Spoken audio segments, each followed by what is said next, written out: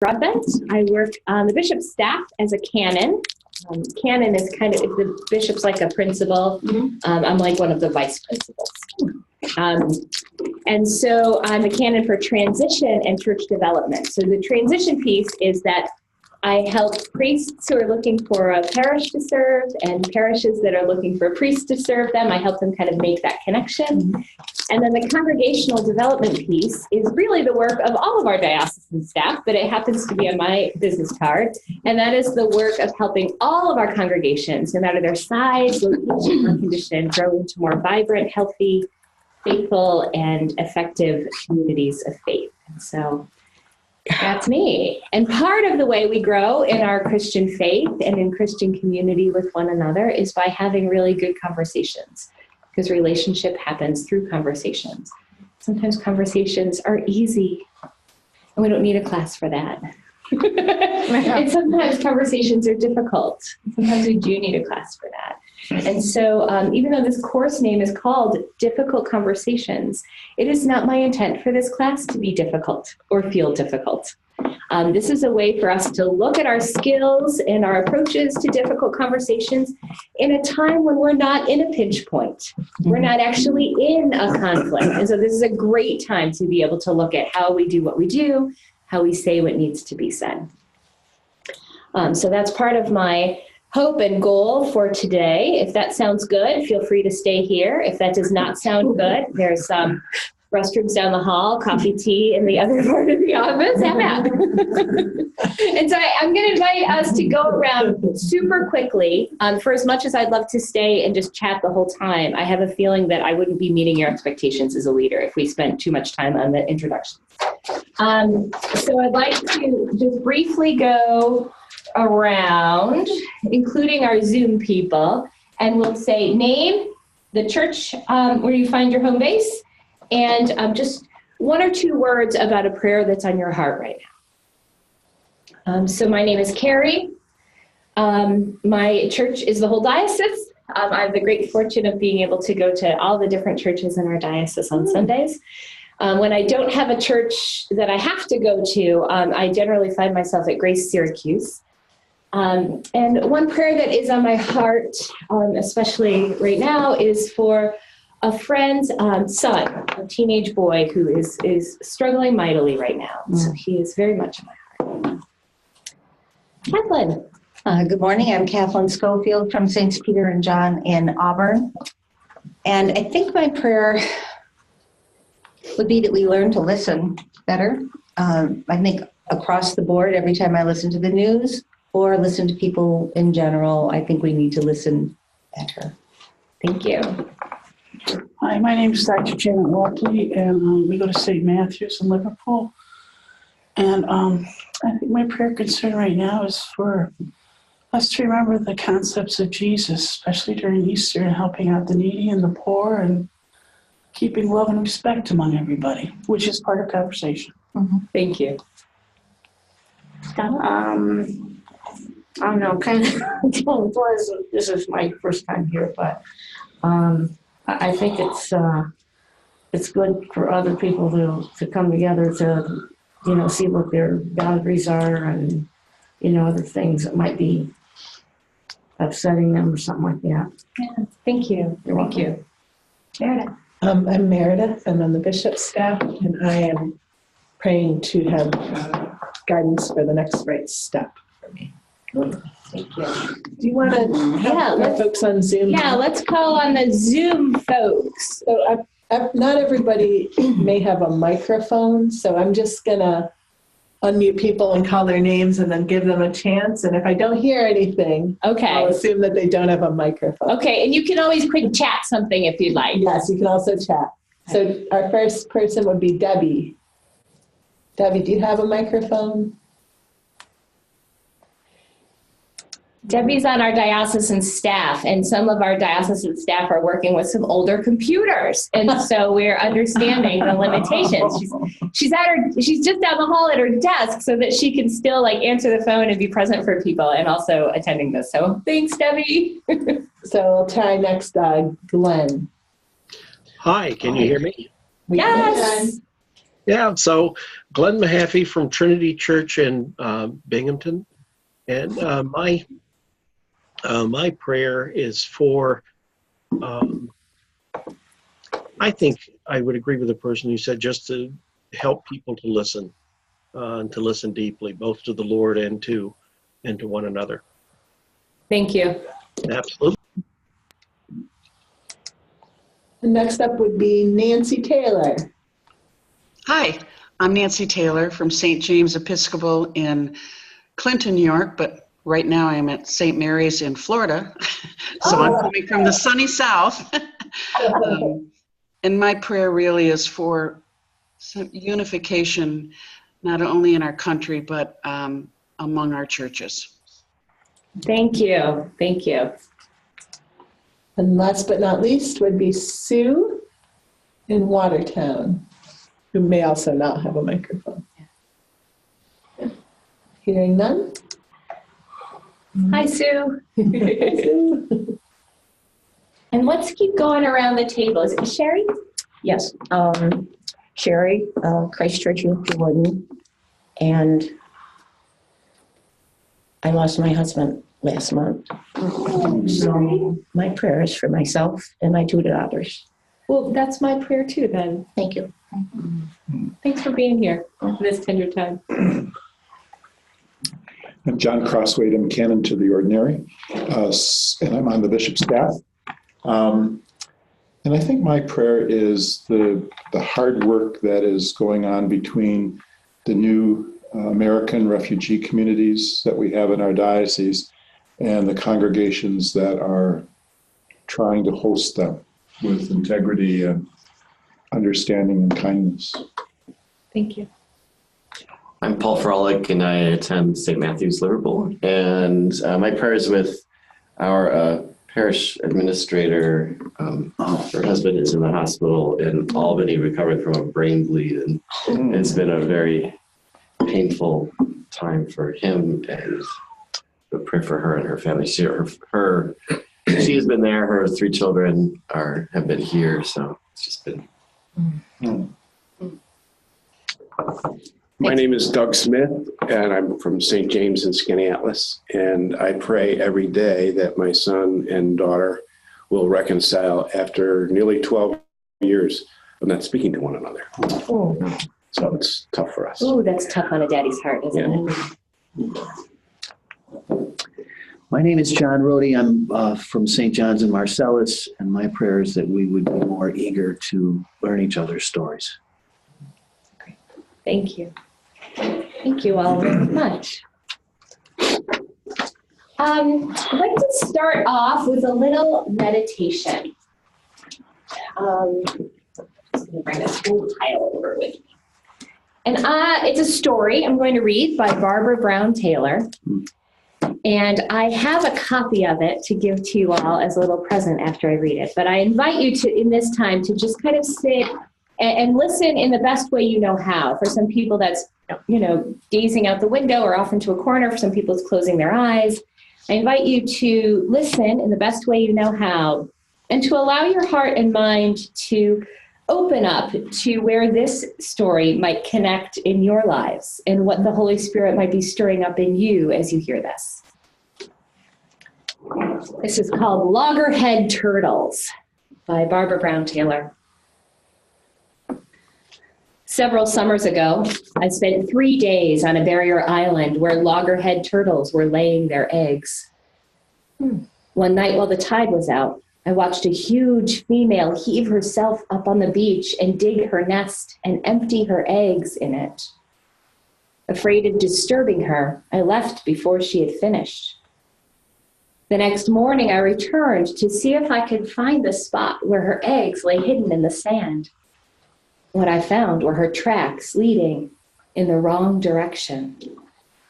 Instead of heading back out to sea, she had wandered into the dunes, which were already as hot as asphalt in the morning sun. A little ways inland, I found her, exhausted, all but baked, her head and flippers caked with dry sand. After pouring water on her and covering her with sea oats, I fetched a park ranger who returned with a jeep to rescue her. He flipped her onto her back, wrapped tire chains around her front legs, and hooked the chains to a trailer hitch on his jeep. And then I watched horrified as he took off, yanking her body forward so that her mouth filled with sand and her neck bent so far back that I thought it would break. The ranger hauled her over the dunes and down onto the beach. At the ocean's edge, he unhooked her and turned her right side up. She lay motionless in the surf as the water lapped at her body, washing the sand from her eyes and making her skin shine again. A wave broke over her, and she lifted her head slightly, moving her back legs. Other waves brought her further back to life until one of them made her light enough to find a foothold and push off back into the ocean. Watching her swim slowly away and remembering her nightmare ride through the dunes, I reflected that it is sometimes hard to tell whether you are being killed or saved by the hands that turn your life upside down. Our hope through all our own terrors is that we're being saved. But this does not mean we lie down before the terrors. For as long as we have strength to fight, it is both our nature and our privilege to do so. Sometimes God's blessing does not come until daybreak, after a full night of emptying ourselves and wandering in the wrong direction. Our job is to struggle with the terrors, neither surrendering nor stealing away until they have yielded their blessing. Amen. Amen. For me, this is a good on-ramp to difficult conversations. Sometimes it's hard to know if I am being killed or saved when something is difficult. But with God, we always kind of pursue till those terrors have yielded their blessing. So you are more than welcome to take one. And if you know someone who needs that story, feel free to take more than one.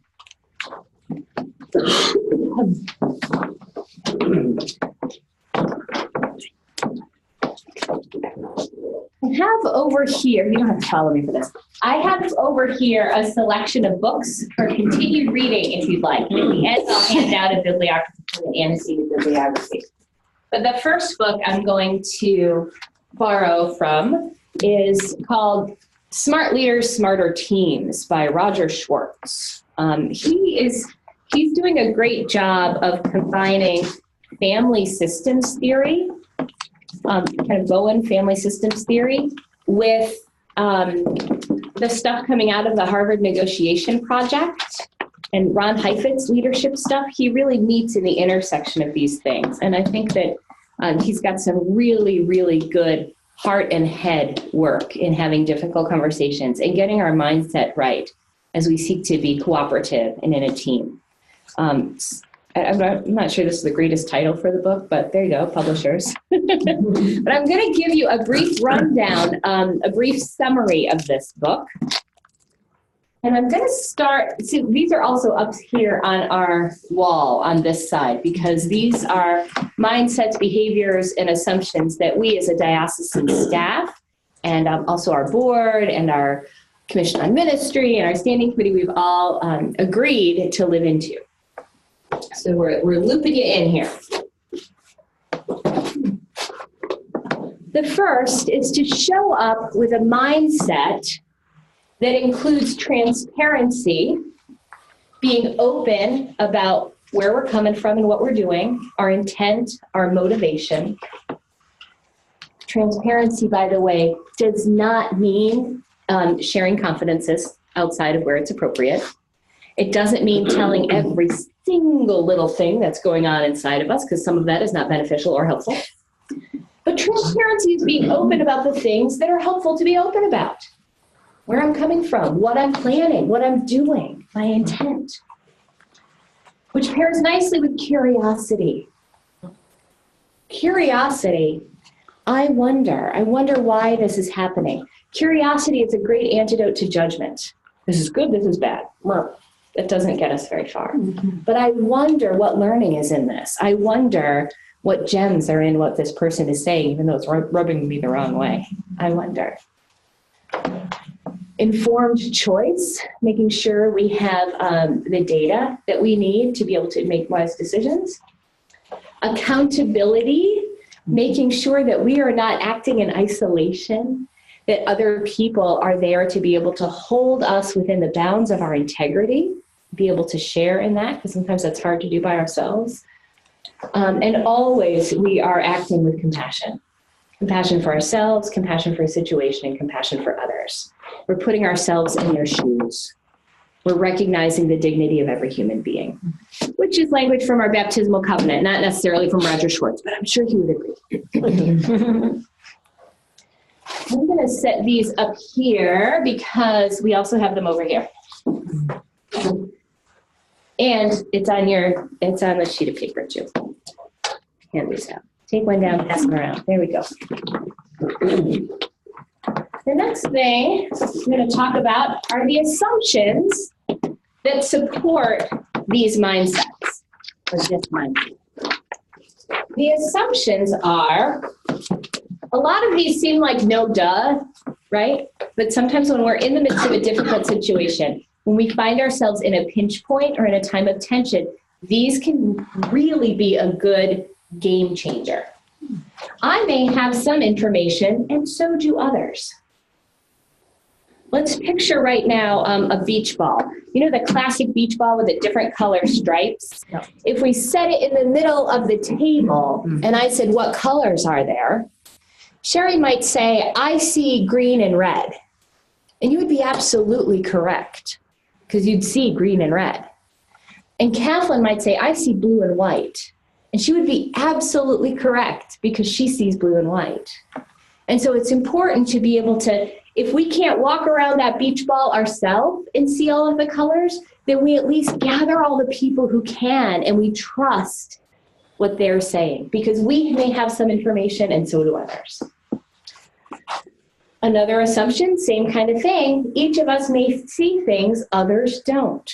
We all occupy a different space in this world because of who God created us to be, because of our positions, because of our experiences. We see things others don't see. And other people see things we don't see. This is to help us catch our blind spots. Here's a big one. I may be contributing to the problem. And everybody gets to have that on a business card for their own selves. I may be contributing to the problem. Now, that's a game changer sometimes.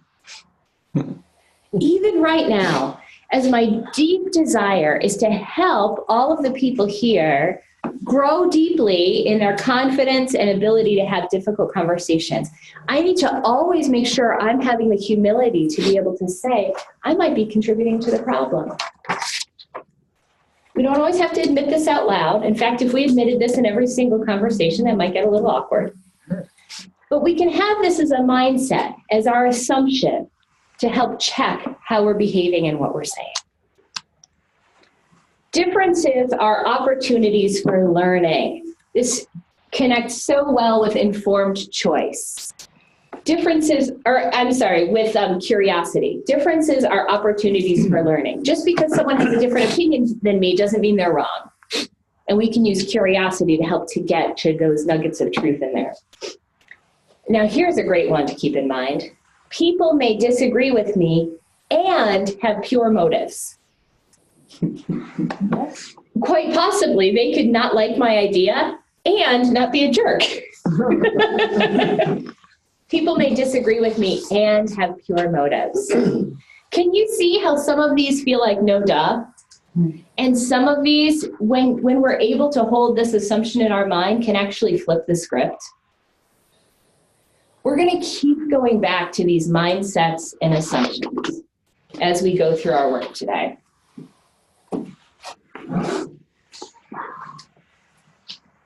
And I also want to talk about behaviors, things that we can do to support this mindset and these assumptions. We state views and we ask genuine questions. Genuine questions is not, what the hell are you thinking? That's not a genuine question. Help me understand where you're coming from. What you said surprised me. That's a genuine question. Actually, they're statement, but we'll put them in the question category. We ask genuine questions.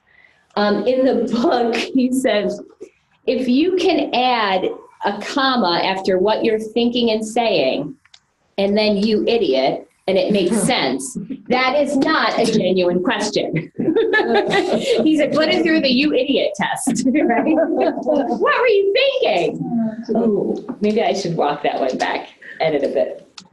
We share all relevant information because withholding relevant information is a power play, and it keeps us from being able to operate out of a place of informed choice. We use specific examples and agree on the meaning of important words and concepts. So I don't just throw out the word transparency, I say a bit about what it means so that we can be on the same page.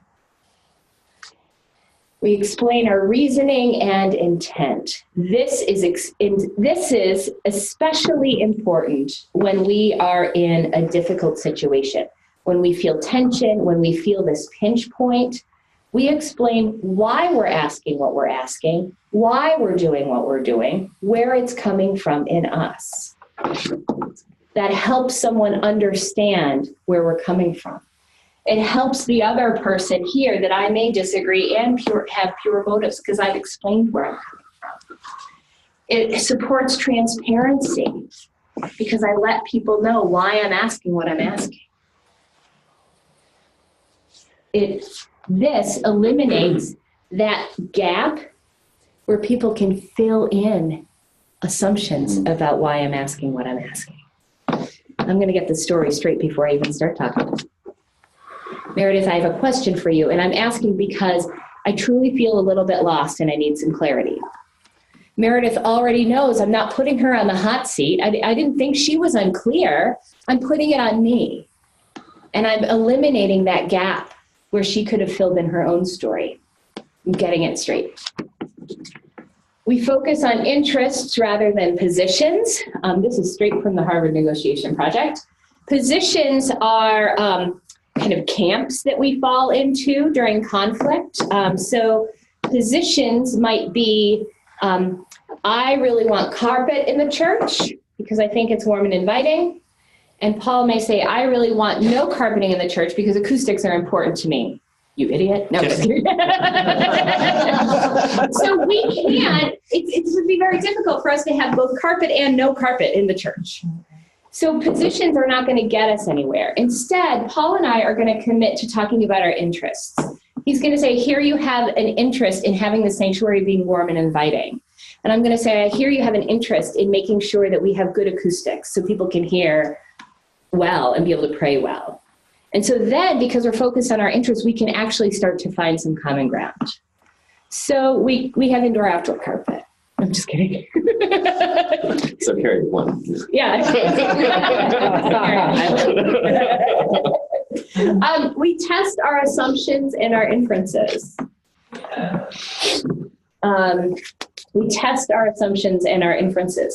So I'm assuming that all of you are here because you're interested in learning more about engaging in difficult conversations. I'm also assuming that all of you have been part of difficult conversations before.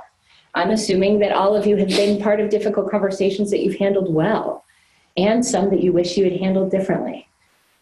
I'm going to assume that you've all been part of difficult conversations where you really wish the other person had acted differently.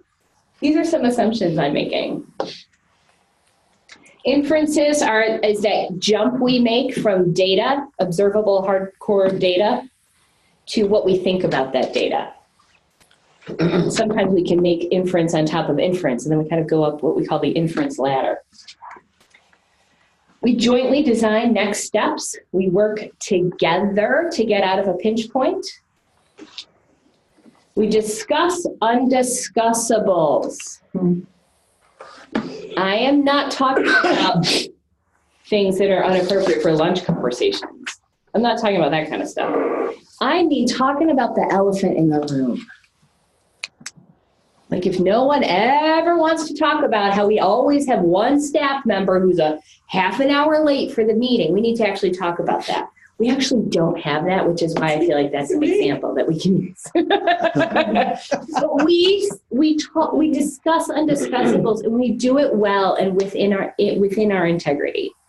But we have to talk about these things sometimes. We have to talk about these pinch points. And then we also listen. We commit to listening well to one another, which could be its own workshop in and of itself. Questions and comments about how to get unstuck. We're going to be using this. We're going to be looping back to these as we go forward. Meredith. Yeah, one thing I noticed with share relevant information is even in undifficult conversations, like when I'm requesting information from somebody, since I've been thinking about sharing relevant information, I've been getting what I need more quickly because people understand why I'm asking for it, or what they give me is usually more useful. Yeah. Like when I don't share all the relevant information, because it used to not occur to me so much, they wouldn't understand why I was asking, so they might give me something I really didn't need. Yeah. Just writing like 2 extra sentences in my email actually saves me a ton of time and frustration. I had an experience like that yesterday where I had asked a colleague to look something over for me. Can you look this over for me? And that's all I said. I really could have done a lot better with sharing relevant information. Can you look this over for me? And she came back and she said, I did. I didn't know what you really wanted. Here's a deep dive on some things that I saw, but I didn't know what you were looking for. I was like, oh, yeah. So, and then I could say, I'm sorry, this is really what I was looking for. And I would have been a much better colleague had I said, can you please look this over and look for any red flags? Can you look this over and tell me if something doesn't make sense?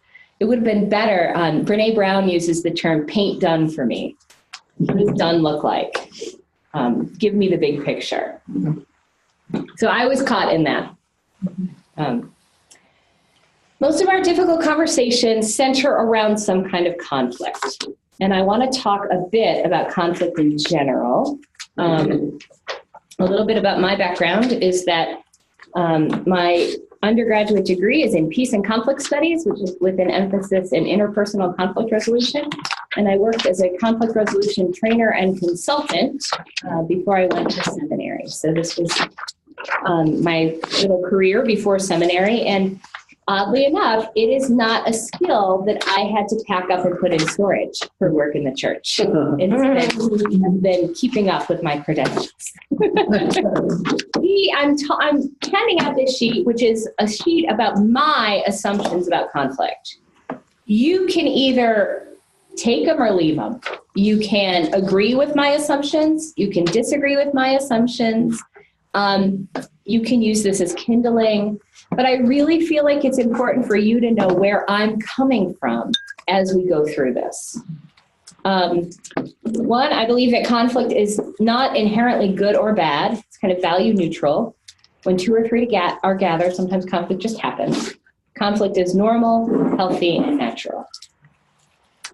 Conflict can be a sign of vitality and growth. Conflict energizes and creates interest. Some people maintain that there is no change, growth, or development without some kind of conflict. It doesn't mean a huge dramatic blowout, but it means that there's some kind of tension in order for something to move. For instance, at one of the churches I served, when I first got there, they were in the middle of kind of a growth arc, and there wasn't enough room for the Sunday school, which is a great problem to have, right? Mm-hmm. It was a sign of vitality and growth that there was tons of kids in the Sunday school. And we had a Sunday school like in a corner of the parish hall, separated by like a really insufficient blackboard kind of thing. And then the coffee hour from the early service up here. And then it resulted in a lot of grown-ups shushing each other, which is not great. But it wasn't bad. It wasn't a bad conflict. We just had to work through it. We often have a primal response to conflict at first: fight, flight, or freeze. We need to deal with our own stuff, our own assumptions, our own preferences, our own history, before we can deal with conflict effectively. So for some people, that is something that you're able to check really quickly. For some people, this is something that a therapist can help with, helping to kind of move through our own stuff so we can be a better participant in our lives. Fear is often at the root of conflict. If we dig deep enough, it's usually someone's afraid of something, or some people are afraid of lots of things. And it functions as a barrier to break through in order to manage conflict well. Now, the tricky thing is that if we're at a pinch point, if John and I are having some kind of tension here, I can't be like, John, just let's just, what are you afraid of? Like, you can't just ask it straight out. Sometimes we have to have a little subtlety here. Like, tell me what would happen if this played out this way. Well, what would be the downside? You have to kind of get there a little gently. You have to go down the slide. Don't just push them off the playground. The way we handle conflict in the church directly relates to how we understand and live into the gospel. Our understanding of who Jesus is affects how we understand conflict. Can we understand our own strength and power? Can we speak truth when we need to speak truth? Does Jesus call his disciples to be just nice? Or is there more that we're called to? The process of moving through conflict is as important and sometimes more important than the outcome. Going back to the church I served with the Sunday school here and the coffee hour here, I didn't actually care that much where they ended up. What I did care about was how we moved through it. So we made sure that we talked about the conflict, not in terms of positions, coffee hour folks versus kids, the older folks in the congregation versus the new family. We did not do that. We focused on interests. We all believe it's important to educate our children in the knowledge and love of the Lord. And we believe that growing our relationships deeper through fellowship after worship is important to our faith lives. Both of these things are important.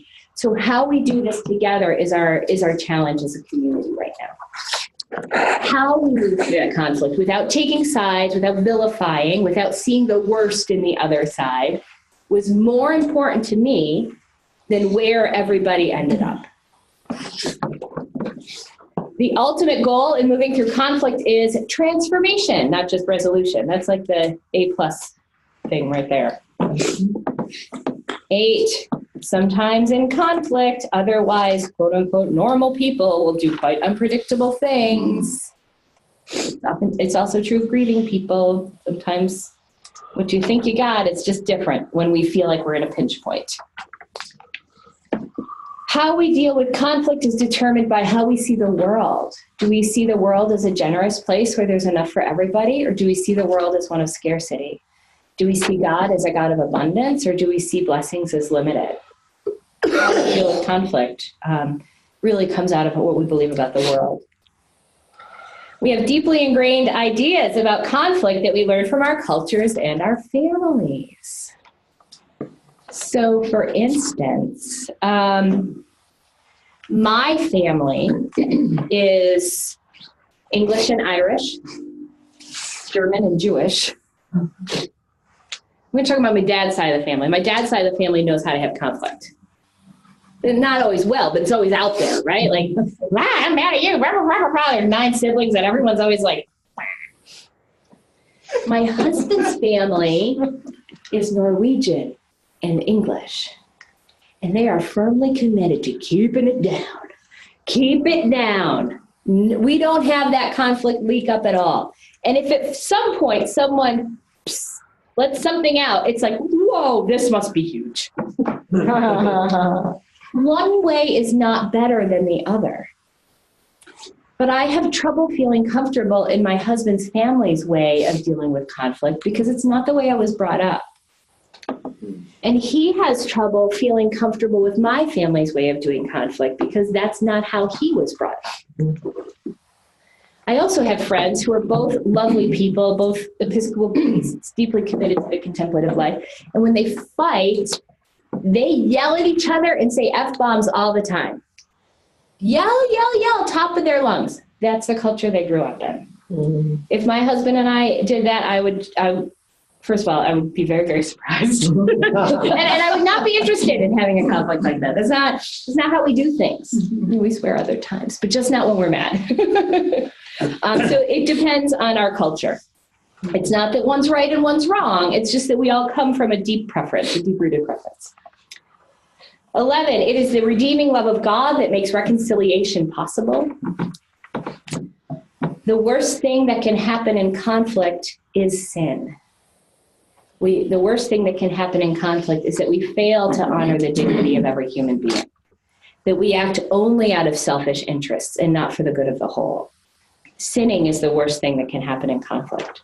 But the best thing that can happen as a result of conflict is transformation, reconciliation, forgiveness, redemption, and bringing glory to God. And that's the goods right there. So that's where I'm coming from. Any questions about my assumptions about conflict? Moving on. There are different levels of conflict.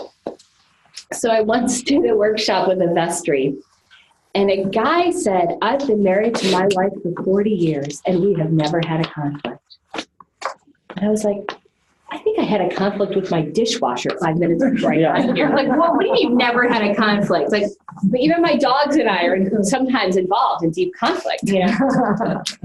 Well, it's because, you know, one person's conflict is another person's disagreement. So there was a man named Speed Lees who was a consultant with the Alban Institute, and he was really one of the gurus of church conflict. And he has this paradigm where he talks about levels of conflict. Not all conflict is created equal. A bottom level, low level conflict is a problem to solve. That's just, so we've got this meeting and this meeting and this meeting that all need to happen at the same time. We need to figure out who's going to use the annex, who's going to use the small conference room, and who's going to have a meeting offsite. Can we still stay in relationship? Mm-hmm. Yeah. Can we be fine moving forward? Yeah. It's just a problem to solve. But this is technically considered a conflict because there's a little tension. There's some goods in conflict. There's some scarce resources. We have to do a little thinking around it. A disagreement is a little higher up.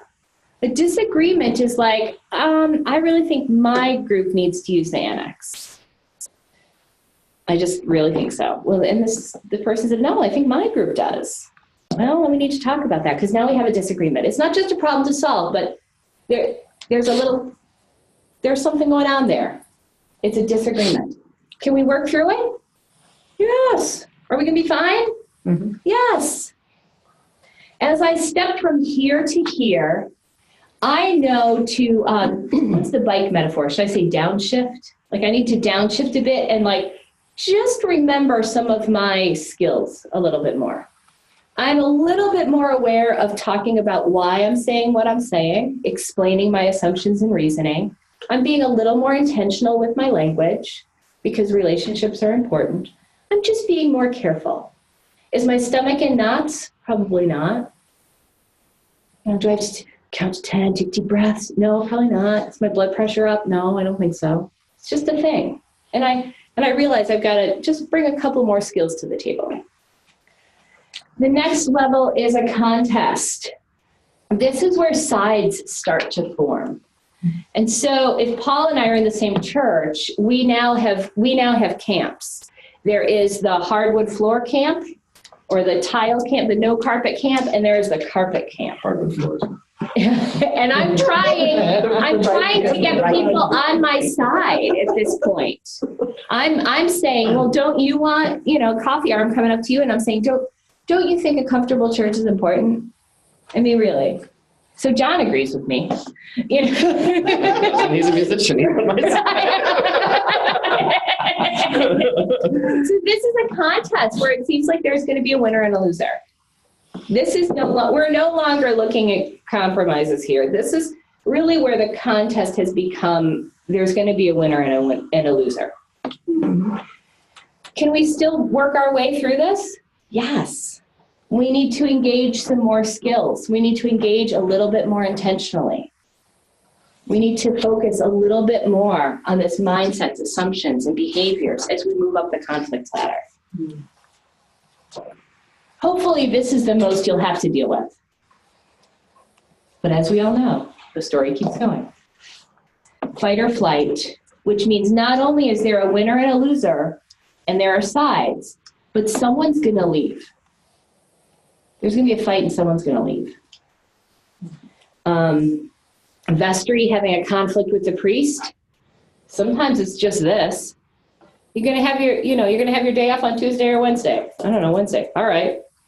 Moving on, But when we get here, it usually someone leaves in a huff. And that's really hard. That's really hard. At this kind of conflict, we are gathering up all of our best behaviors. We are gathering up all of the skills we can in order to keep this relationships together. Intractable situations are horrible. They don't happen very often. This is why the triangle is getting smaller, is because most of our conflicts are down here. This is very few. Intractable situations is when not only is there a winner or loser, not only did the loser flee, but also this person is going to make sure that person never works again. They're going to continue hurting them until they're ruined. Unfortunately, we can probably think of examples of this. Maybe not in the church, but maybe in a plot line of a show, maybe in the news at some point. Levels of conflict. So when this guy said, I've never had a conflict with my wife, what he probably meant was, we've never been up here. They've probably been down here.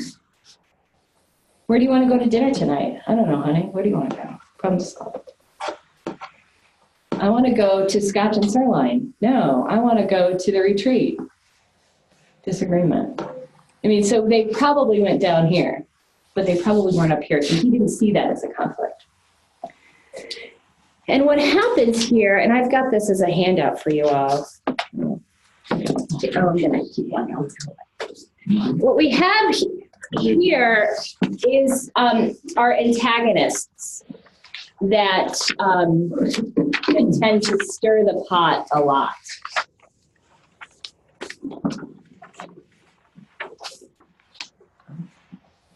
So here we have moderate antagonists.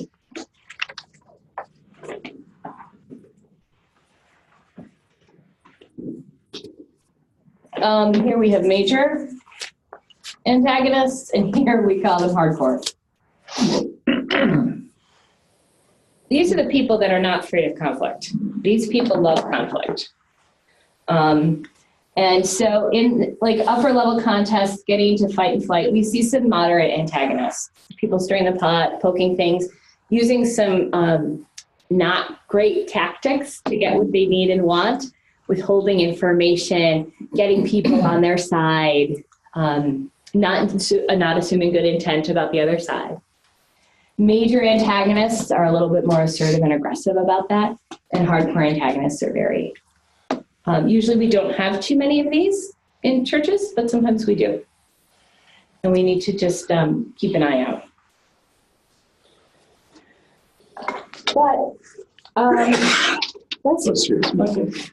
when I think about antagonists in the church, the metaphor I often think about is, you know how Velcro works, that on one side there's a bunch of little hooks, and on one side there's a bunch of loops? I often think of the antagonist as a hook that's always looking for a loop.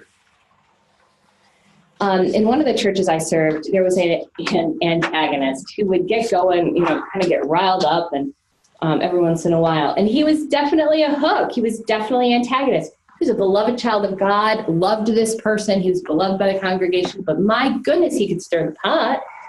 And he would be like a hook. But the good thing about this congregation is that there weren't very many loops. So he would walk around and he would just like loop against like a hard surface. People were like, I hear you. That's great. You want to get some coffee? Okay. So he wouldn't like be able to hook them in.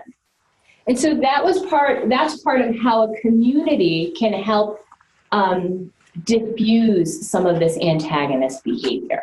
We may not be able to stop antagonistic behavior, but when they are a hook looking for a loop, we can diffuse it by not being a loop.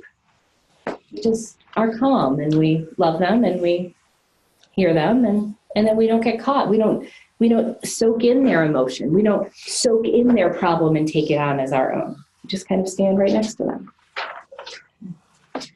We good with this?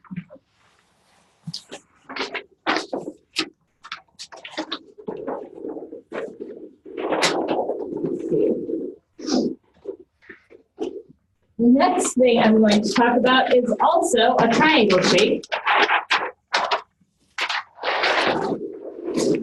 We can talk about a drama triangle.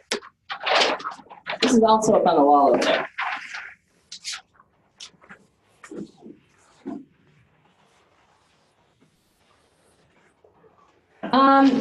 When two people are in conversation with each other, we call that a dyad. And that is not a very stable relationship. It's, can go back and forth a lot. It's okay, it's not bad, but it can feel unstable sometimes. So often in conflict, in tension, these two people having a conflict with each other, we're out of balance, loop in another person so that they can feel more stable. We don't put a stool on 2 legs, we put it on 3. And quite often, this is how it goes. This person is the bad guy who did something to the victim.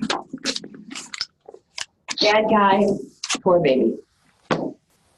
Because this is so unequal, one of these guys, usually this one, wants to run to a rescuer and say, help me, this one's being a bad guy, I'm a poor baby, you need to help me. Now let me tell you, not all triangles are bad. If we are in a situation where there is an actual abuser and someone who is actually a victim, call the police. That's a good triangle. It's not a drama triangle, that's just helping. But this, I'm talking about what happens in a drama triangle, where this is not a healthy situation. We go to this other person because it diffuses tension and it feels good in the moment, but it's not a great scenario. Because if I'm the victim, I'm asking the rescuer to not only take my emotions and assume them as their own, but also to take the responsibility for helping me. So this person, I think you should go to that persecutor and help them for me. Persecutor, man, now I feel ganged up on. I'm a victim and now this rescuer is up here and now I need to go ask someone else for help. And see how we run around this drama triangle? This happens sometimes because we need a little escape valve. There's tension and we want to relieve that tension a bit. But the cost is that we keep running around in this drama triangle and things don't get solved. So the way out of the drama triangle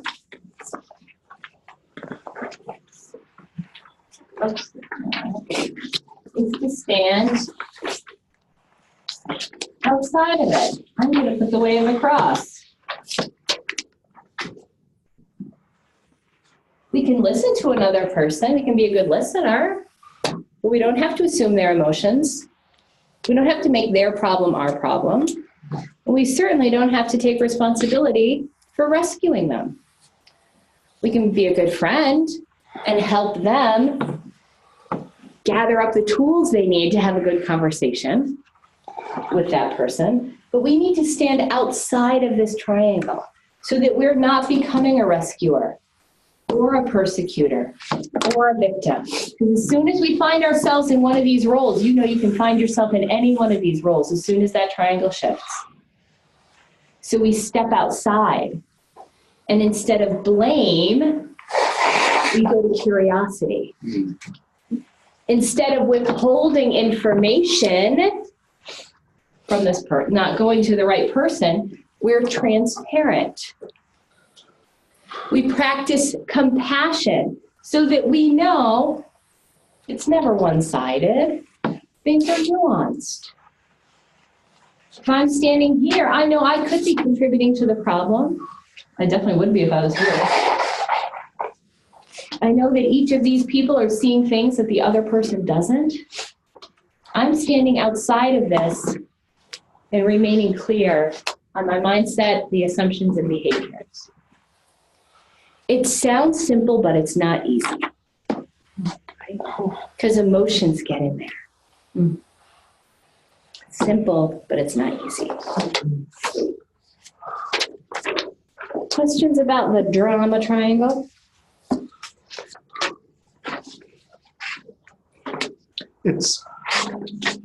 Yeah, John. Isn't it? I mean, it's kind of hard for us to not get hooked. I would think, because I mean, I'm even thinking of a situation recently where, it almost seems, I guess maybe I'm having it seems as if we have to be really intentional so that we don't play into being the rescuer or acting in the way in which somebody wants us to act toward the victim, so that we feel. But that's, I think that's a challenge, or that can be a challenge. It can be a challenge. It's absolutely a challenge because this feels pretty natural and normal to us. And we all know it's not helpful. And so we ask ourselves, who loses if I side with one person? What am I not seeing? We walk around that beach ball. What am I not seeing if I fall into this? What are we missing? We're missing the opportunity to have compassion for accountability. What are we missing? But it's really hard. And it takes practice to realize, to be able to self-assess whether we're in one of these roles or whether we're standing outside. And so the work of that is done in contemplation. When we have a conversation and we sit back afterwards and we say, all right, what would this scenario look like if I was actually a rescuer? Well, I'd probably be making a lot of phone calls right now, and I'm actually not. So maybe that's all right. So it takes a lot of self-reflection. And this is something for us to keep in our own mind. It's not necessarily something we can teach the other person. Ooh, you sound like you're a rescuer right now. They're not going to be ready to hear that, right?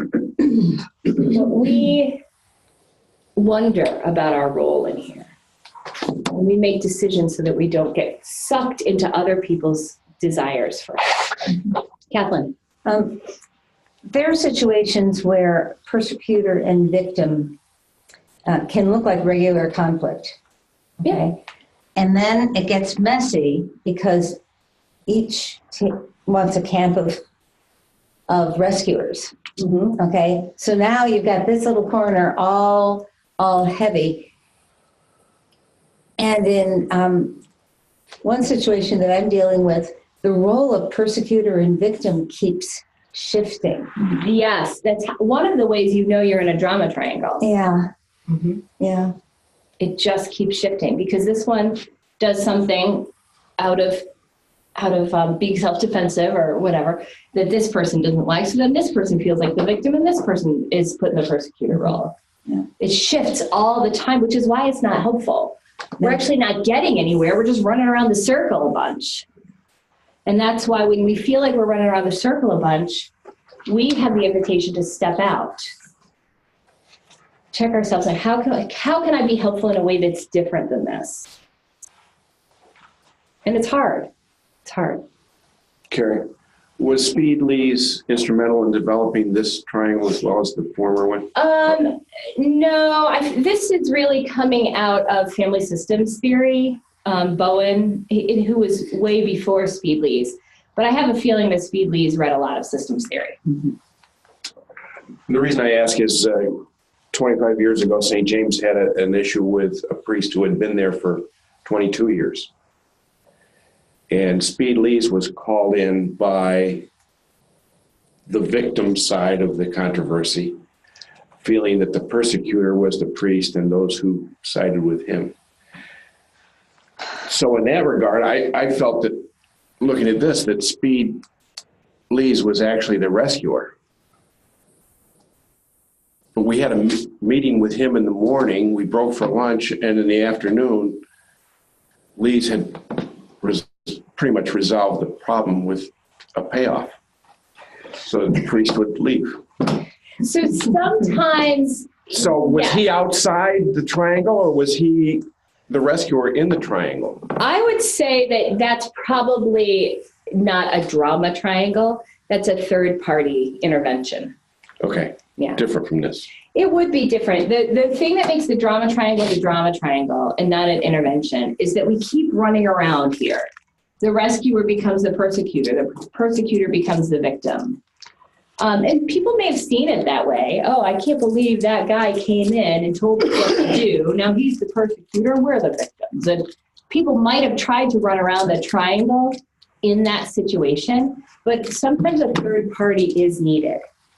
And a third party, a good third party, will help keep us in line here without running around the drama triangle. Does that make sense? Mm-hmm. So not all third parties are going to be in this drama triangle.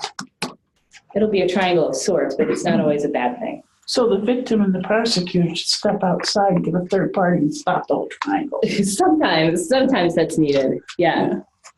And our hope is that we call for the third party to come in here at contests instead of at fight or flight or intractable. So it was great that Speed Lees was called in for you guys, but you guys were here, right? Yeah. And he was probably helping you guys not get this. Exactly. And as he would have said, I only ever get called here, so my success rate is very low.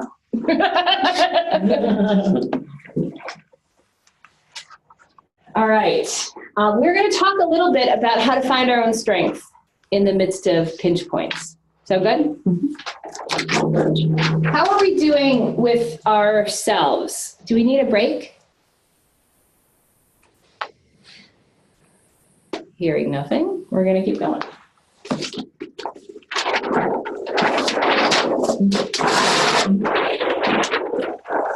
The next part we're going to talk about is from Brené Brown. She is a social worker and researcher that studies shame and vulnerability. You can look up her talks on YouTube. She's also an Episcopalian who has preached at the National Cathedral. Look up, I'm going to take one. You can look up that sermon. It's very, very good. This comes from her book, Rising Strong, which is over here for you to flip through if you'd like. But this also influences a lot of her other work. This is her most recent called Dare to Lead, which is very good.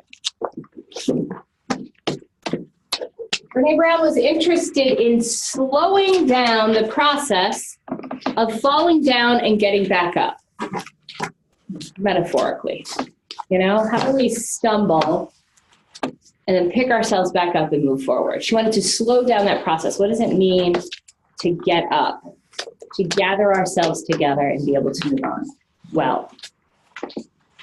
And so she calls the Rising Strong process these things: the reckoning, the rumble, and the revolution. And sometimes these can happen in a split second, and sometimes it takes a really long time. The reckoning. When something happens to us, when we find ourselves in a pinch point, in a moment of tension, where we have a moment, you know what I'm talking about there? When you get a phone call you didn't expect, you see an email come in from someone that you have a little tension with, someone drops a bomb on you at the end of a meeting. Well, you should have gotten that done before. So someone says something kind of rude or nasty or unexpected. You find yourself in a, what feelings go through? What's the actual feeling in our body when that happens? What's the feeling? Someone says something kind of rude and unexpected, or you know you're in a tense situation. What does your body feel like? What happens in your body? It's kind of defensive. And how does that feel? What's happening? A little adrenaline rush. Adrenaline rush? Yeah. So maybe faster heartbeat? Yeah. Sure. Okay, maybe a little sweaty? I sometimes feel a lump in my throat. Sometimes that happens. Sometimes I feel a lump right behind my eyes and they start to leak.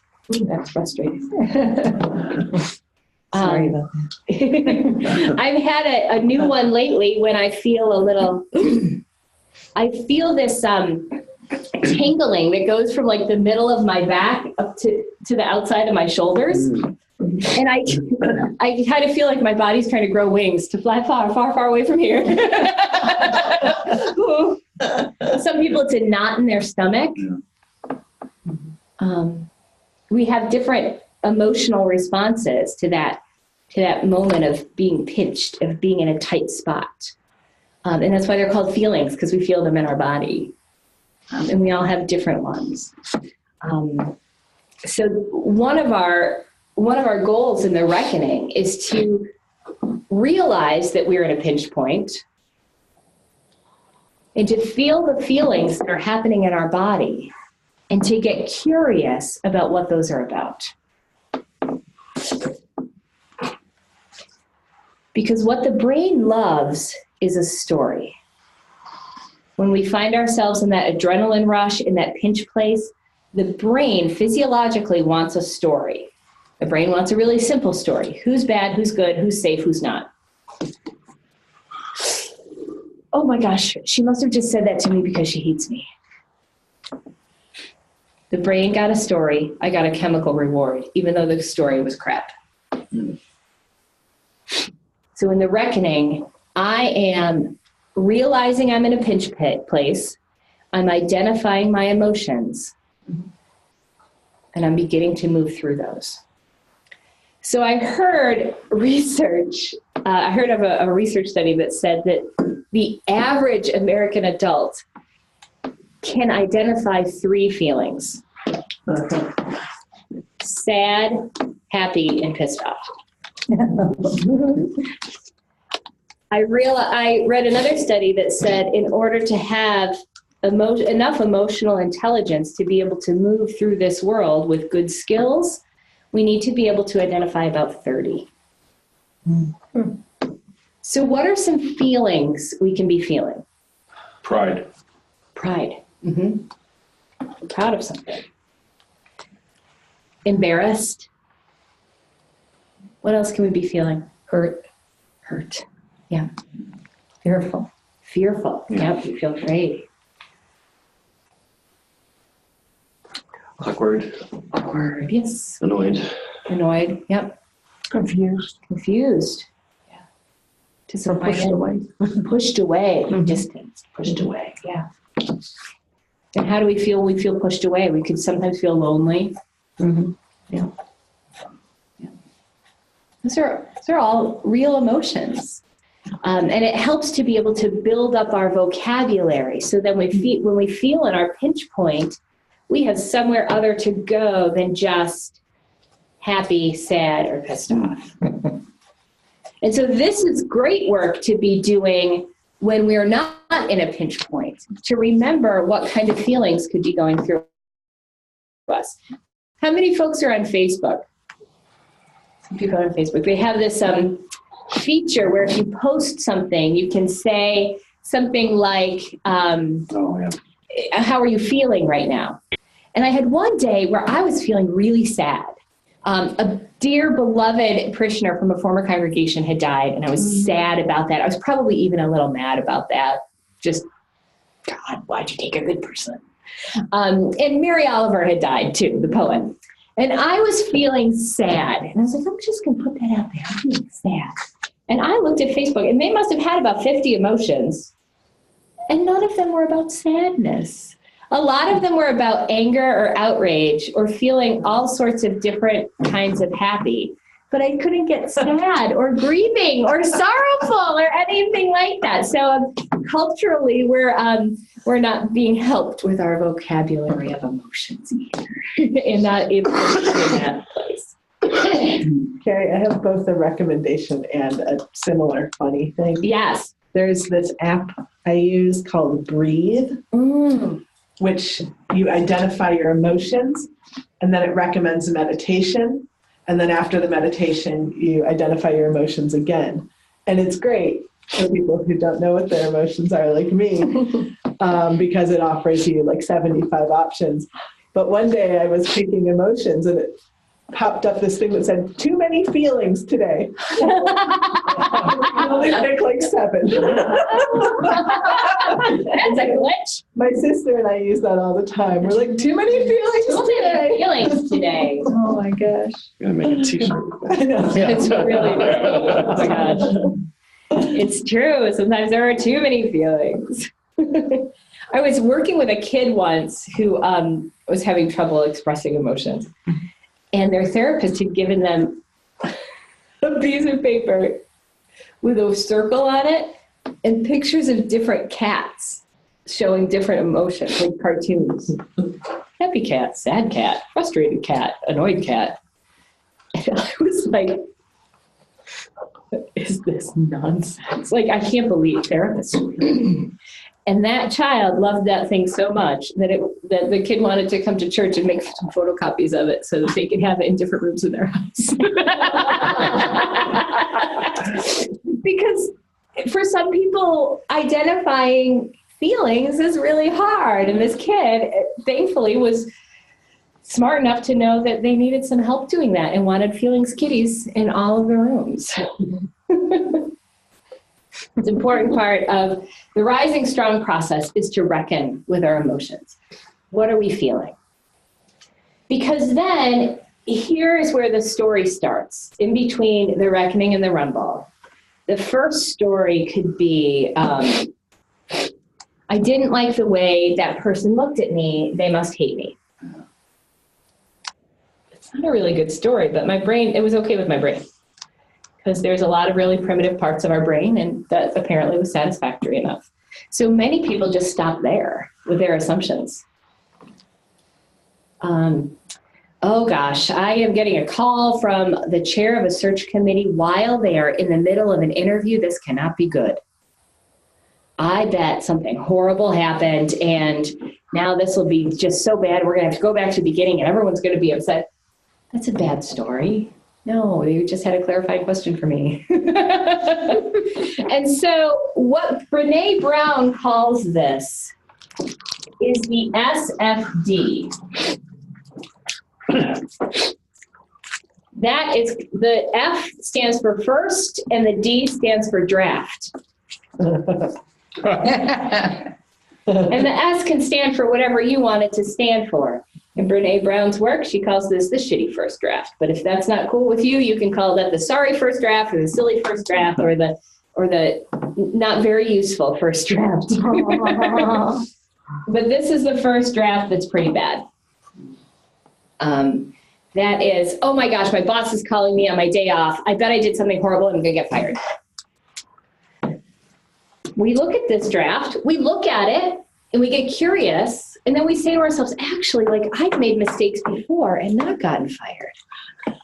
Actually, I have experiences of staying in my job, even though I've made mistakes. Maybe this is not a tragic phone call.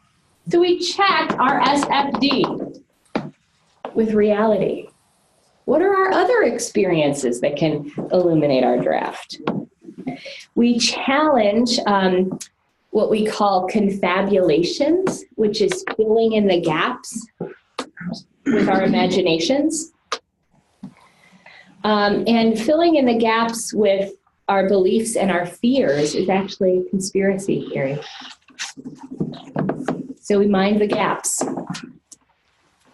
In the rumble, we say, okay, what actually happened? What did I just fill in the gaps? Where are the gaps? What other ways could I fill in those gaps that would make sense? That's the rumble. In the words of the great Ice Cube, I'm going to chickadee check myself before I wreck myself. That's what's going on right here.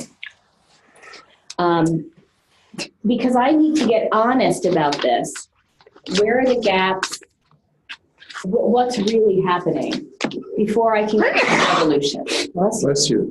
To get honest with my SFD. Brene Brown says that research has shown that people who actually write down their SFD are better able to move through it. You'd think like, oh gosh, if I wrote it down, I'm giving it energy. But apparently it helps, especially people who've been through trauma. Writing down that stuff helps.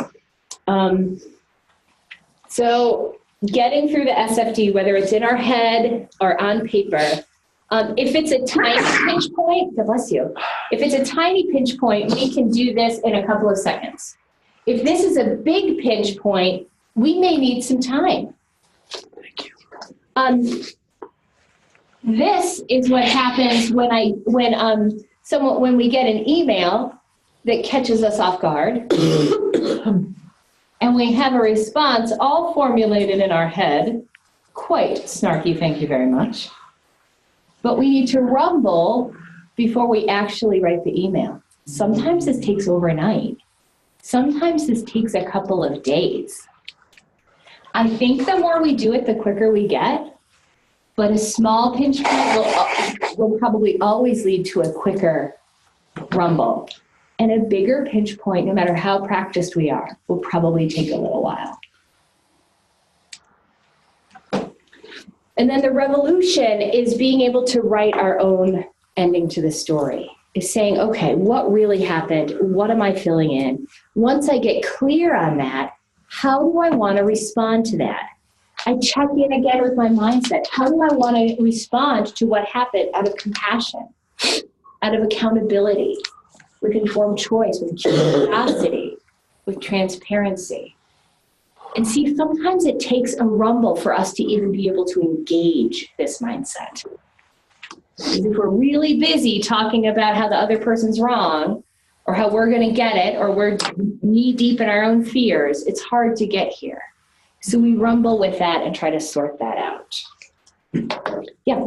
I'm thinking back to what you were saying about different ways we raise, different ways we deal with emotion, any kind of feeling.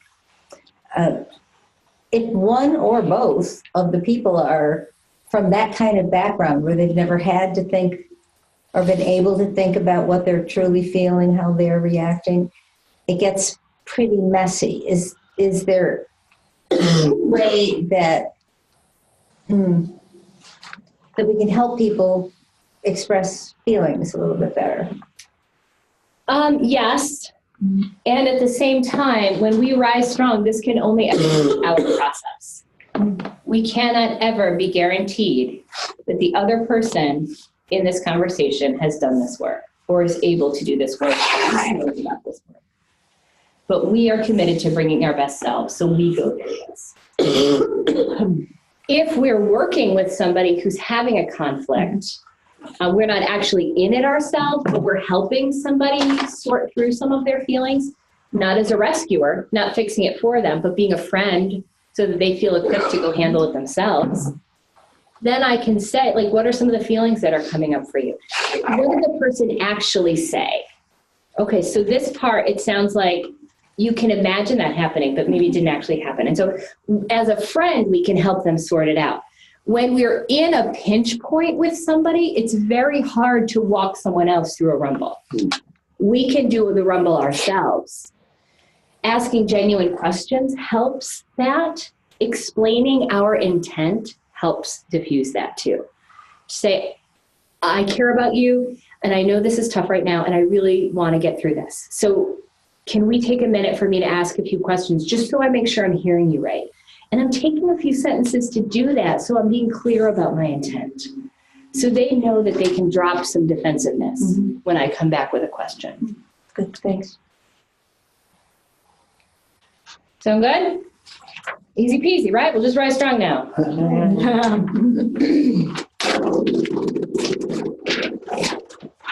All right, the next piece I'm going to talk about is feedback. And I don't have handouts for this. So this, I put little pads of paper on the table in case you want to write stuff down, but you can always write on the back of your other handouts too. Giving and receiving feedback is a kind of difficult conversation sometimes. When I say feedback, I don't always mean bad feedback. Although if we're putting it in the category of difficult conversations, that's usually not great feedback. Feedback is a gift that we give to somebody. Feedback is not used to reprimand. It's not used to punish. It is not used to terminate a relationship or a job. And it is not used for disciplinary purposes.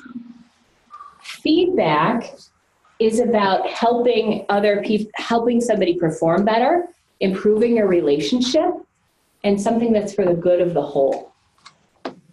So when we're giving feedback, it's important that we talk about the feeling that we're feeling and the impact it's having on us.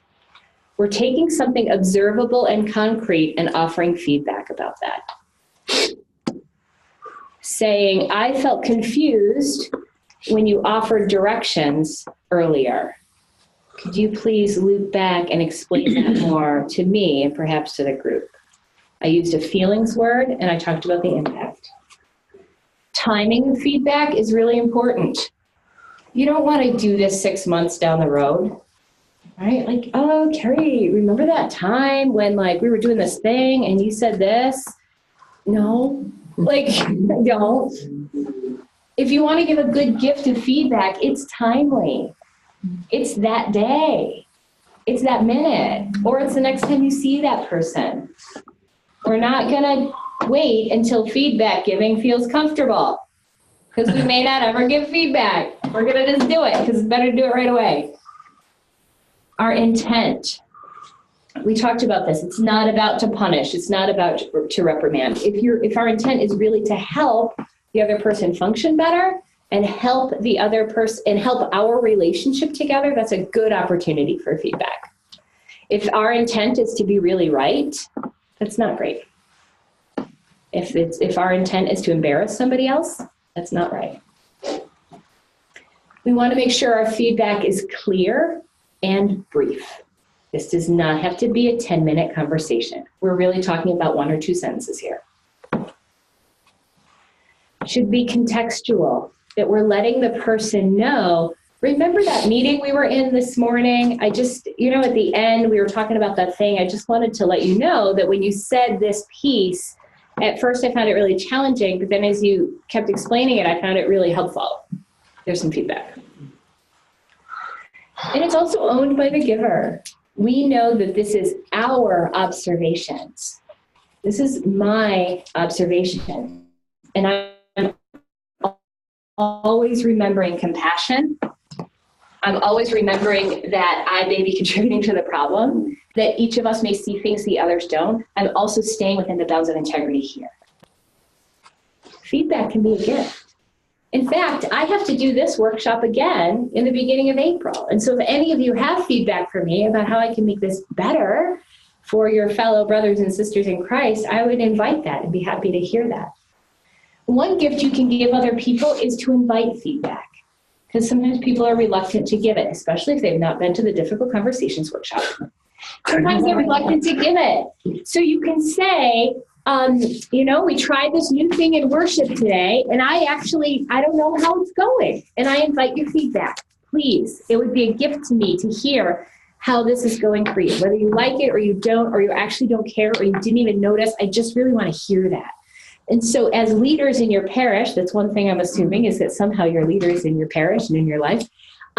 You can invite feedback. I'm leading this dinner tonight. This is, I'd love feedback on how it went as a participant.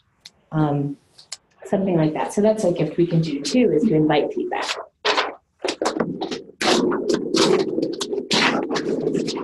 Preparing to give feedback. Here is some good tips.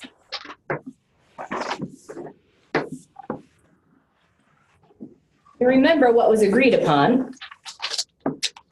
Remember maybe some of the core values and behaviors of our organization or of our relationship or of a task that we were working on together. We remember what specifically took place, what was actually said. Not how we dramatized it in our head and tried to remember it, but what was actually done, what was actually said. What did I observe? Like, what was the observable data? Not the inferences I made or the assumptions I made. What was the observable data? What information was given to me by others? Is this actually something I observed, or is this something I heard about? It's a good distinction to make. sometimes once they both rattle around in our head together, we forget that they came from separate places.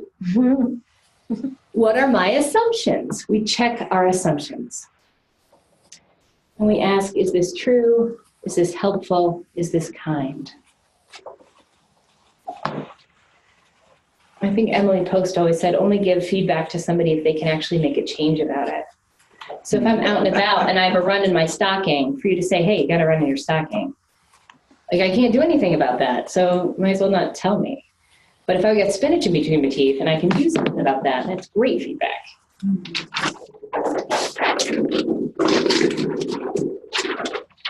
Common pitfalls in difficult conversations and feedback and confrontations even. So, how's it going today? Like taking the long on-ramp. People know what's coming. God, like, don't set them up for one conversation and come in with another. Like, it's good to be clear and say, I have some feedback for you. Is this a good time? Or I'd like to talk about something related to your job performance. Is this a good time? Like, you don't have to sneak in. Like, just say it. The other common error is the sandwich method. So, Kathleen, your outfit today is adorable. I super love it. Also, you never emailed me back about that thing that I really needed, and I'm upset about that. And I just want to let you know that I just super appreciate all the work you do. Sandwich method has been taught to some, and it's proven to be ineffective because you basically are making that, like, in your mind, you sort out, you're like, well, they didn't really mean that. Like, did that just negate everything they just said? And like, well, it's hard to know what to do with all that stuff in your mind. Right. The other common error is too many pillows. So this could just be me, you know, maybe this is no big deal. You probably don't even have to worry about it. And like, you probably already know this, and I'm sorry, I gotta say something. And basically you're asking someone to sit down on a sofa that's completely full of pillows. Pillows are great. A couple pillows are nice. Not all of the pillows. Make sense? Sometimes this is something that women are taught to do a lot. Not always, but sometimes. Writing the script. And we can prepare well for a difficult conversation, but we cannot script the other person's response. So we can prepare well, but writing a script and tricking ourselves into believing that that's how it's going to go down is a common error. The dump truck. You guys know what this is, right? So Meredith, I just wanted to let you know, just if I could give you some feedback, please, about the website. Yeah, sure. That's great. Okay, website. It would be great if, like, I could just see all this on one page. Great. And also, last time when we were doing this and you said this, not so great. And this thing and this thing. And then when you did that, don't. Some of you have been in long-term relationships, maybe have learned that this is not a great, maybe go. And then the other common mistake is not leaving any space for the person to process what you've told them, or ask questions, or clarify. It's just to say, all right, well, I have some feedback for you. Is now a good time? All right, I feel this, I observe this, whatever. See ya. No, stick around. Like, give them a minute to let it settle in. See if they have any questions for you. That's a kindness. Questions about feedback?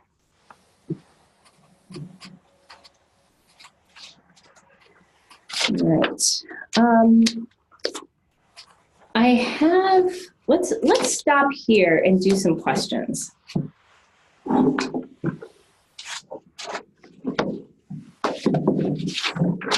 up. Think of some questions you might have.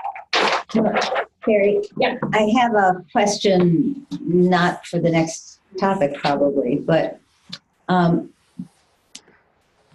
sometimes when we're operating under one set of rules for what is good communication, the other person is operating on another set of rules, not just no rules, but just another whole set and agenda. That sets up some interesting conflict, I think. That's really hard. Yeah. That's really hard. And all we can ever do is stay within our own integrity and come from the best place we can be. And we can't assume what how the other person is going to receive it or respond. Right. We cannot assume. We cannot assume that they are rising strong. We can't expect that they are checking their SFD. Because we've checked ours, we can maybe assume that they do have an SFD going. Try to tease that out a little bit. We can assume that they have some emotions going on. We can't assume that they're aware of them. Might be able to ask some questions. Getting curious is one of the ways through it. And operating from our own sense of transparency, explaining our own reasoning and intent, and checking our own assumptions and inferences also sets a tone for the kind of conversation that this is something we can both do. Whether they pick up what you're laying down, I have no idea. Yeah. That was actually feedback for me from one of my from a supervising priest once when I was first ordained. She said, Carrie, you think that everyone read the communication handbook that you did? And I was like, yes. I wonder how we can make that happen. Yeah. So it's hard because we can't be the boss of anybody else. Other questions, comments? Doug. I'd like to put yourself in a position and perhaps come up with a resolution to this problem that I've been facing for a while. I'm a member of a service organization in Skaneateles. And it's a small group. It meets mornings from 7 to 8. And we have one big project during the year, which is the Winterfest in Skaneateles, that we partner with the Merchants Association. And the rest of the year is every Thursday, this club or group meets.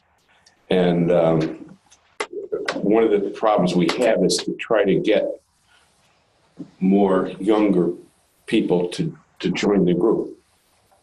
We have one individual who will monopolize a conversation, will talk incessantly.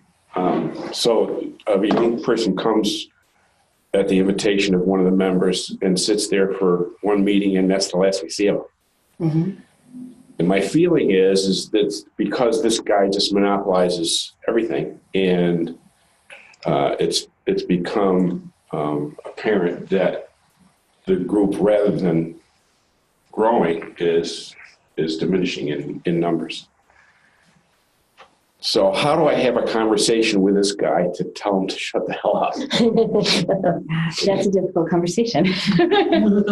All right, let's work on this together. Is that all right? Sure. Let's kind of workshop this together and play around with it, knowing that this is difficult and we're probably not going to come up with the right answer right away. But let's play with some of the theory and paradigms that we've learned today and see about walking around that beach ball and seeing what we might see. So with Doug's scenario that he put out for us, and thank you for this, which of these mindsets, assumptions, and behaviors, which is also up here, do you think might help us get to a better place? Where can you see this situation hooking in with some of these assumptions, behaviors, and mindsets? Okay, I look at assumptions, I'm thinking, I'm the one that's right on this. Okay, so it sounds like you're trying to do this. Yeah. Okay. And can you say that out loud? Yes, I may be contributing to the problem, right? That question isn't getting you very far, but you are committed to asking that. Yeah, sure. Great. All right, what else could we be looking at with our mindset, assumptions, and behaviors?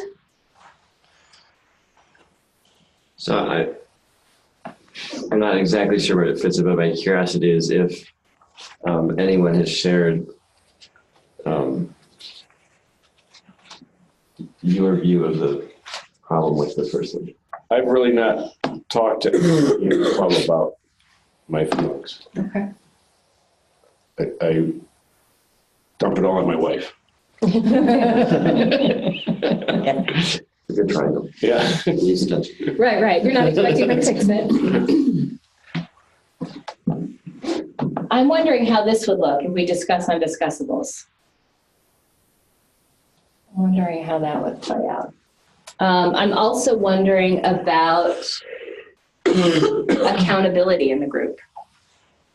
I'm wondering how accountability happens in the group, if there's any structures for that.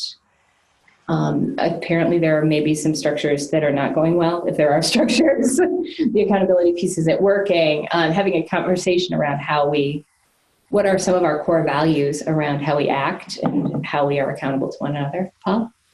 Another place to gather information is see if,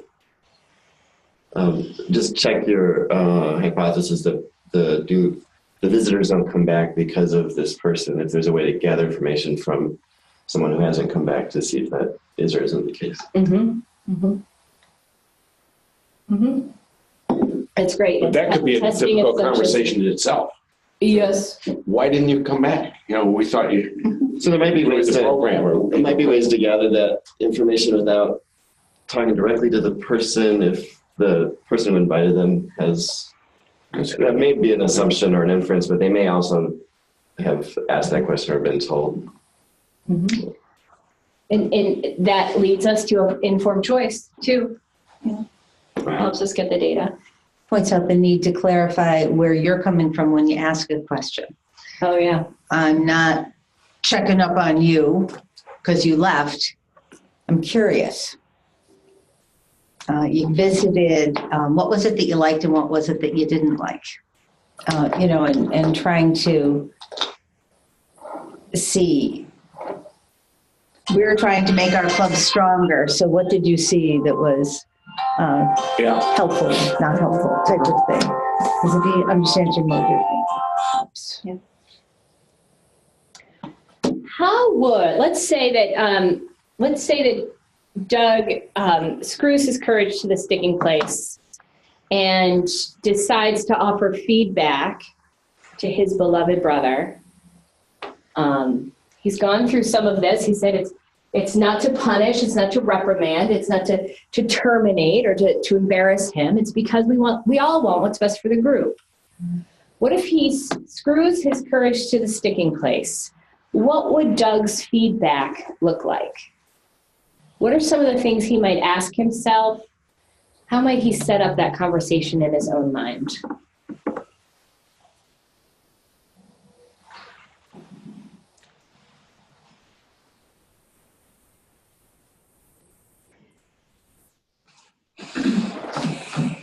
How about this?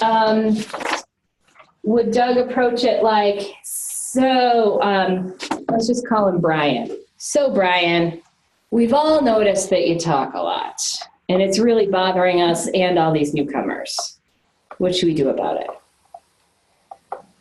Where is that approach in tension with what we know about feedback? Look at the bottom. Yeah, it's not owned by. It's not owned by the giver, right? Mm-hmm. So if Doug decides to have this conversation, he can only really, in this model, talk about his feelings and how he experiences this talking. You could do it in the context of a group, which would, the pro is that it would allow people to chime in and say, that is my experience, or that's not my experience. We could get. So you're saying it would be logical or right to have this conversation in front of the rest of the group? I'm saying this, that the benefit of having it in front of the rest of the group is if the other group can chime in and say, yes, that's my experience too. And Brian can check in and say, is that your experience, John? Is that your experience, Paul? The con side is that it may be embarrassing for him. Yeah. Mm-hmm. And so it's about your relationship and the group when you weigh that. What's going to be better for me? What's going to be better for the group? What's going to be better for Brian? Individual, private feedback or feedback in the group? And that's not something I can answer. I can just highlight what the pros and cons might be. What other thoughts do you guys have around this? Paul? I was in a interdenominational clergy group, not in this town, that had maybe the guys in that group. Same guy. Yeah. And he wasn't at one of the meetings, and we all it just kind of came out of everybody. I don't know how annoying it was. And it was cathartic and great. And then, but we came up with this plan because none of us he had started the group 30 years ago. Yeah, that's and It's the same guy. So we said that the next meeting we suggested, as we sat down, that maybe we'd try a different format and we'd have kind of intentional check-in, and people could talk for 5 minutes and nobody could interrupt. And then afterwards we asked how that went, and everybody said that felt really good, and that was and then I moved here, so I don't know what happened. Thanks a lot. And that's another intervention task, is to change it, not necessarily to make the change through a conversation, but to make the change through structure of a meeting. Mm-hmm. And the higher level of conflict, the more structured the meeting is. But also, when you have people who talk a ton, sometimes you have to put some real big norms around that. And that gets us here. That gets us to accountability, is having some of these norms and structures around this. I had to do that with a clergy group that I was leading at one point, and there was just a person who couldn't stop talking ever. And, we'd say, you've got 5 minutes to check in. And I'd be, your 5 minutes is up. No, really. And I was left with the option of either letting him go or being really rude, because I had used all of the not rudes I had. Really. So you've met my guy. So I think, Paul's point about it can either be, if the conversation is not going to be the way to go, then looking at the structure of the meeting, coming up with some group norms would be a good thing. But to get there, I mean, it doesn't sound like you're even maybe at that point if you all as a group haven't agreed or shared. No, I haven't talked to anybody about it. But that's kind of a critical step maybe then to figure out if your experience is being shared by others in a way that makes sense with your group norms and everything. Mm-hmm. Is that helpful? Yes, very much so. No, I think very much so. Thank you. Who else has something that we'd like to play with a little bit? I was looking at our webinar friends to see if they had typed anything in the chat box. We see you guys, we're here. Anyone else have what's rolling around in your head about some of these? Why did you come? Why did you come here today? That's a good question. Or for other people? Yeah, for everybody. Yeah, anyone want to share anything that they're wrestling with right now?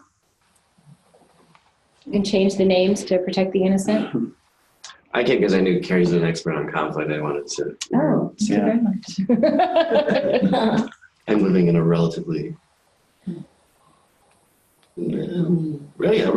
conflict-free life at the moment. Good. We don't want to be all the way conflict-free, because that's like a coma. Right. What do you guys have rattling around? Anything? I have been thinking about this, though, in terms of some of the work that I do about how to normalize bringing in folks from the outside at lower levels of, even at a disagreement level, right. so that because part of I think what happens is when someone new from the outside gets brought in, people know something's really wrong, and it actually raises the anxiety in an already anxious system. And so I think if we can if we could just culturally normalize, we've got a decision to make, it would be great just maybe to have another set of eyes. Yeah. And whereas a decision that's not, the stakes are low, emotions are low, just so that we have some muscle memory on how that works. Mm-hmm. That's great. I have a clergy colleague who doesn't do her own premarital counseling anymore. She always sends couples to a trained therapist so that here, as they're preparing for their wedding, that's usually not high-level conflict, they can feel what it feels like to work with a marriage counselor. And so then when stakes are higher, they're not scared. They're not like, oh, this is like, we're way up here now in this level of conflict. It's just more normal. And so that's a great question. That's a great question. Ideas about how we can normalize bringing in a third party when we just need a little help.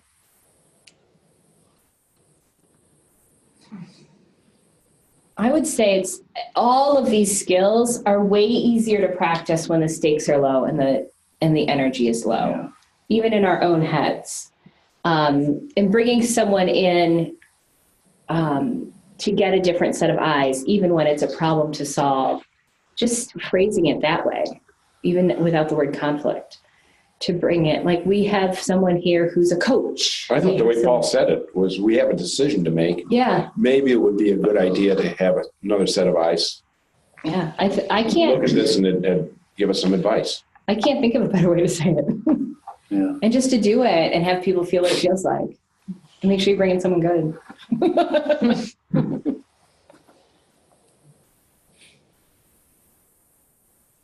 I have a couple of little tips that I couldn't find a good section for, but this is a summary of the book called Getting to Yes from the Harvard Negotiation Project. You can find this book at almost any garage sale or book sale you go to. I'm constantly picking up a new copy. Getting to Yes. It's called Negotiating Agreement Without Giving In, but I don't think that's a very good title. This is a great conflict resolution primer. Getting to Yes, 4 main steps. We separate, so this that I handed out is my summary of the book, kind of. It also, I'm sure it says stuff about God and Jesus that is not in the Harvard Negotiation Project book, but I just put in. When it says, remember that the person we're dealing with is a beloved child of God, that didn't come from the text. No Harvard. That's because a preacher read the text. So we separate the people from the problem. We make sure that it's not a conflict between me and John. It's me against John, me against John. No, instead we talk about the problem itself so that it doesn't become personal, that it keeps us from vilifying, demonizing, dehumanizing the other person. And I say that because that's happening a lot on a national scale. We try to understand the other person's point of views. We put ourselves in their shoes. We don't deduce their intentions from our fears. We check our assumptions. We check those spaces in the story. We check our SFDs. We don't blame them for our problem. I had a conversation with a friend once. We were going out to dinner just to catch up. And I don't know, I wasn't very hungry, I guess. And he'd eaten all his meal and I just didn't eat much at all. I hadn't yet finished it. And the friend said, oh my gosh, you eat, you should eat more. And I don't know what I did with my face. I was just kind of like, and he said, I'm sorry, I shouldn't have said that. I feel embarrassed that I said that. And my embarrassment is not your problem and you don't have to fix it. And so I thought that was a really great moment of clarity because he caught himself trying to micromanage my salmon consumption in the moment and then caught himself needing to not do that. And then said, I feel really embarrassed, but that's not your problem to deal with. And so he was able to say his emotional reaction and then also let me off the hook for not having. So I just sat there with my salmon and we just kind of carried on with the conversation. Did you take it home? I did. I always take it home. I always take it home. And my Lenten resolution is to keep my own containers in the car so I don't have to use styrofoam from the, yeah. So I'm doing all right with that. That's a good idea. It's a little bit embarrassing probably for the people I go out to lunch with, but. So we recognize our own emotions and theirs. Emotions are legitimate. We can't always control them. Sometimes if we change our thoughts, we can change our emotions, but it often comes a little bit later. We use good communication skills. We use active listening. We speak to be understood. We use I statements. The second piece is focusing on interests rather than positions, and that's what we talked about before. Instead of talking about carpet, no carpet, which is a position, we're talking about our interest, which is having a comfortable worship space with good acoustics. And when we put both of those together, we can actually come up with something good. So you can make a how-to statement out of that. How to blank and blank. How to have a comfy worship space and have good acoustics. We make a how-to statement in one sentence instead of doing positions, carpet and carpet. It says, be hard on the problem and soft on the people. Brene Brown calls that having a soft front, a strong back, and a wild heart. Which, if we could live into that, I think God would be very, very happy with this world. The third part of getting to yes is inventing options for mutual gain. This is where we get creative. We expand the pie. We look for creative solutions to our problems. We challenge the assumption that the number of solutions are fixed, and we engage in creative thinking there.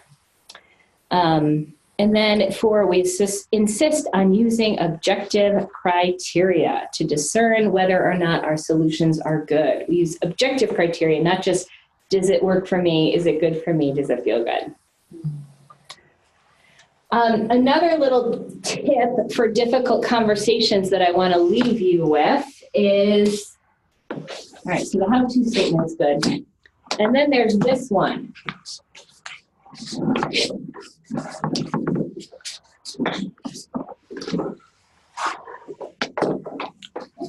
When you're finding yourself in a difficult conversation and you're kind of rehearsing what you say before it comes out of your mouth, which is a very good practice, when you say the word but in your head, ask yourself if the word and can fill in the gap any better. You know I love you, but you need to clean your room. As opposed to, you know I love you and you need to clean your room. When we say but, there's a very high likelihood that that person will just hit backspace in their head to whatever nice thing we just said. Yeah. I think you're a really diligent worker, but you really need to return emails. I think you're a really diligent worker and you really need to return emails. So in your difficult conversations, when you make this sentence in your head and you have a but there that's connecting two related thoughts, ask yourself if you can say the word and instead. This is also a little clue to how you know you're dealing with someone who is checking themselves before they wreck themselves. Yeah. So if you're wondering if the person you are dealing with has some conflict resolution skills or difficult conversation skills or not, and you see them substituting the word but for the word and, good news is they've probably done some of this work. Little pro tip. All right. Then the other thing I have to hand out is just our suggested reading list, because now you're so intrigued by difficult conversations, conflict resolution, and communication skills that I'm handing out these books that you can order. So if you want to flip through any of them, I've brought my copies, and they're here on this little, we're going to call this over here, this little file cabinet thing over here. You can take a look at these. I recommend anything by Brene Brown, but I only have a couple of good books here right now. You can also, here's another pro tip, when you're suggested these books that are kind of business books or professional development books, you can go online and Google the name of the book with the word executive summary. And it usually gives you all you need to know. Because often they don't need to fill a whole book. And they just have a million examples. So this Difficult Conversations book, I have downloaded 2 different executive summaries, just as an example for you guys to peek through and see if that's something. I will quite often read an executive summary before I decide to buy a book. You can't do that with like novels. and maybe not even with church books, but a lot of business type books you can do this way. And then also just wanted to point out that the Office of Government Relations for the Episcopal Church has a 5-week curriculum in civil discourse. And it's very good. And so anyway, I would just commend that to you if you are interested in engaging with some of your fellow community members and some different conversation learnings, then these are some great resources for that. I have about wrapped up with everything I want to say and share, but I want to leave room for some questions. And it is about 10 of 12 right now. No? Okay. Any questions or comments? How are we doing in webinar land?